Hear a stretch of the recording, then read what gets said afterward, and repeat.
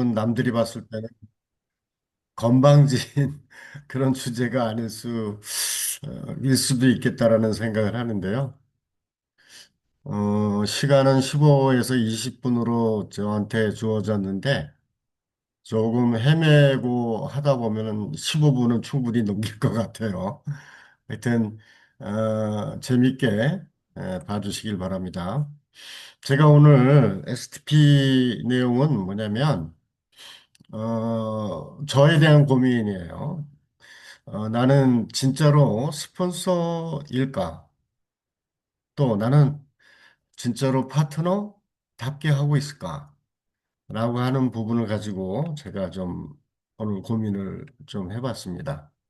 그래서 내용은 한 8개 정도의 소주제를 가지고 준비를 해봤는데요. 첫 번째로 이게 이렇게 파트너를 찾고 우리가 스폰서는 지정할 수가 없잖아요. 제가 우리 부모님을 선택하지 못하는 것처럼 저도 역시 스폰서를 선택하지는 못했고 스폰서의 지정을 받았죠. 그래서 그런 부분들이 때로는 우리가 이 사업을 하는 데 있어서 각자가 가지고 있는 약간의 뭐 불만도 나올 수 있는 부분인 것 같아요. 그거는 이 사업을 잘 이해 못하는 사람의 얘기를 제가 말씀을 드리는 겁니다. 그래서 그런 거부터 또 파트너, 내가 제대로 된 파트너를 역할을 하고 있는가에 대한 고민도 마찬가지입니다. 음, 핵심적인 얘기는 우리가 사람과 사람이 만나서 이거는 관계 사업이거든요. 제일 중요한 부분이 나랑 사업하는 사람이 나하고 잘 맞아야 됩니다. 근데 그건 내가 선택을 하는 게 아니라 내가 선택돼야 된다고 난 생각을 해요. 그리고 제가 그 오랜 시간 동안 깨우치지 못한 만큼 파트너분도 저 같을 것 같아요. 오랜 시간을 두고 깨달음이나 여러 가지 이제 그 자기 반성 이런 것들도 필요하고 시간을 두고 우리가 깨우치는 일이 바로 애터미 사업이라고 생각을 하는데 그 중에서 아주 성공하는 사람들은 그 중에서도 성공한 사람들은 뛰어난 사람들인 건 분명하죠. 우리가 여 앞에 제가 PT 자료를 마련하면서 어린아이의 얘기를 또 어린아이에게 뭔 얘기를 하려고 하는 사람의 마음은 이렇게 무릎을 꿇어야 된다라고 생각을 합니다. 나에게 잘하는 것은 당연할 수 있다. 그 사람이 왜 나한테 잘하지? 그러면 목적이 있을 수 있겠죠. 그래서 우리가 좀 이해관계가 없는 사람을 대하는 데 있어서 이 부분을 조금 고민해야 되는데 그런 사람들이 나한테 잘하는 것뿐만이 아니라 저하고 식사를 하는 과정에서 식당에서 종업원이나 서비스를 하는 종사자들에게도 어떻게 하는지를 관찰을 좀 해볼 필요가 있을 것 같습니다. 인간관계는 그 사람의 품성이나 생활 태도가 자연스럽게 노출되는 과정이죠. 그러니까 평소의 생활이 우리가 한 장소에서 이렇게 얼마든지 판단할 수가 있는 것 같아요. 진짜 친구를 구별하는 기준은 자존감이라고 생각을 합니다. 저는 자존감이 높은 사람을 좋아하는데 자존감이 높은 사람은 타인에게도 함부로 대하지 않습니다. 내가 다른 사람하고 했을 때 내 자신이 자신 있는 태도 그렇게 할 수 있는 사람은 타인도 존중을 해야 된다고 생각을 합니다. 그래서 그런 자존감을 좀 정확하게 볼 필요가 있는데요. 남을 함부로 대하는 사람은 약간의 열등감이나 약간 삐뚤어진 성격 그렇게 있을 수 있다고 생각을 합니다.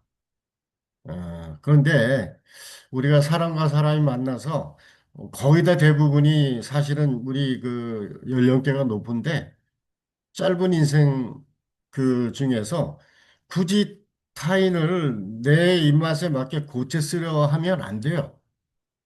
그건 결국에 스트레스만 주는 그런 관계밖에는 안 된다는 얘기죠. 이 애터미 사업은 감정 노동이라고 생각을 합니다.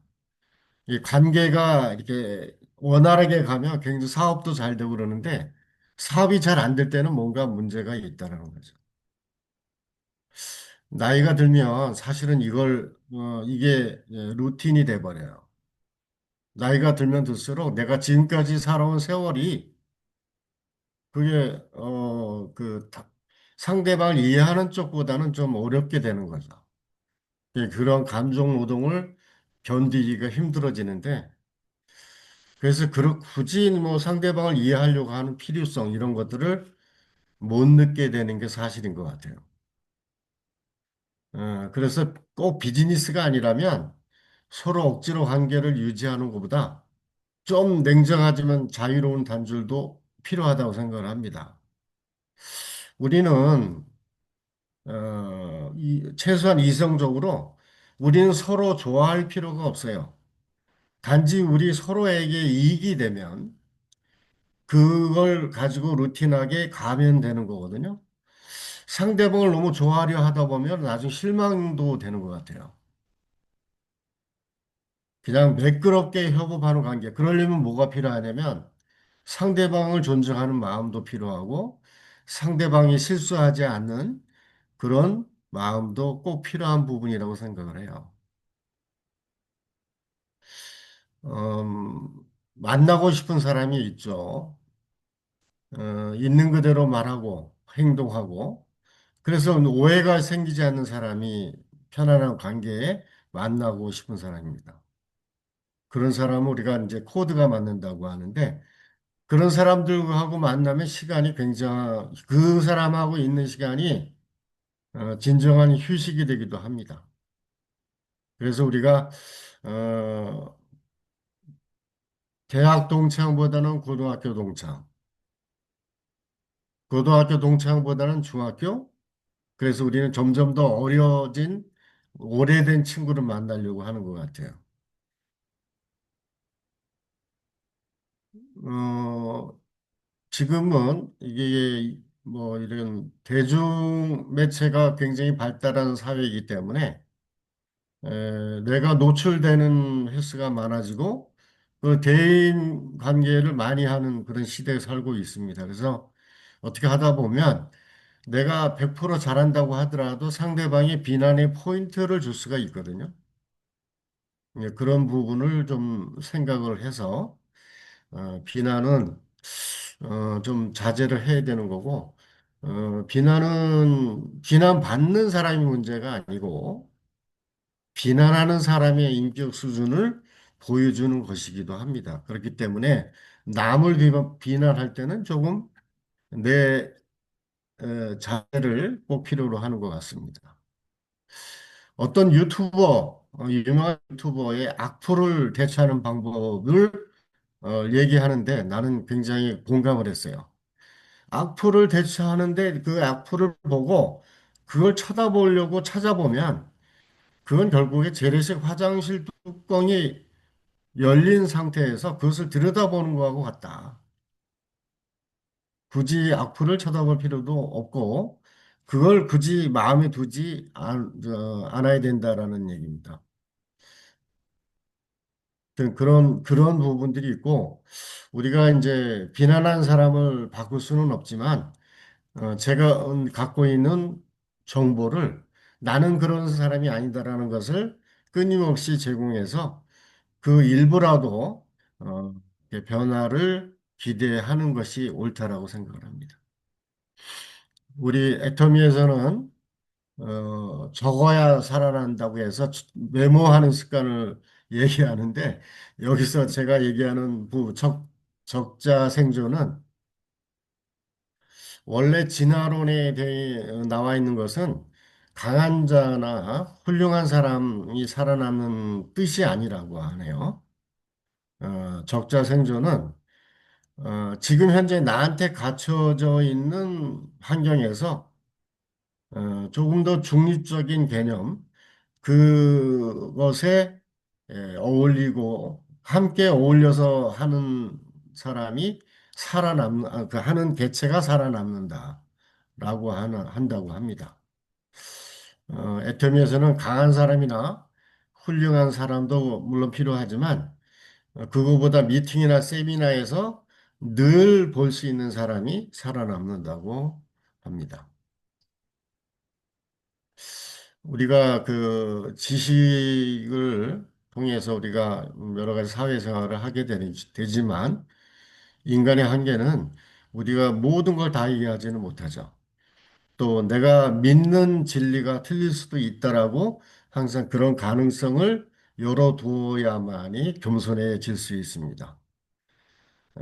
그리고 상대방의 얘기를 들을 때 우리가 다른 사람과 조금 다른 얘기를 한다 하더라도 그 사람이 다른 얘기를 한다고 해서 꼭 입을 막을 필요는 없다라고 하는 것이 존 스튜어트 밀의 교훈이라고 할 수 있습니다.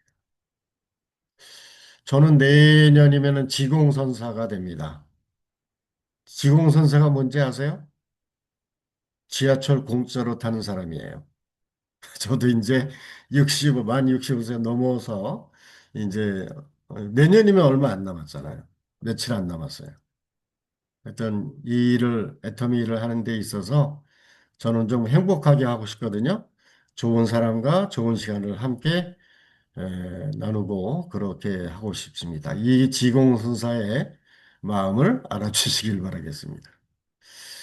우리가 먹는 것이 내 몸이 되고 내가 읽는 책이 내 마음이 된다고 합니다. 하여튼 조금 더 어, 인간적으로 또 조금 더 나은 사람으로 사는 그런 방법으로 살고 싶습니다. 네, 이상입니다. 감사합니다.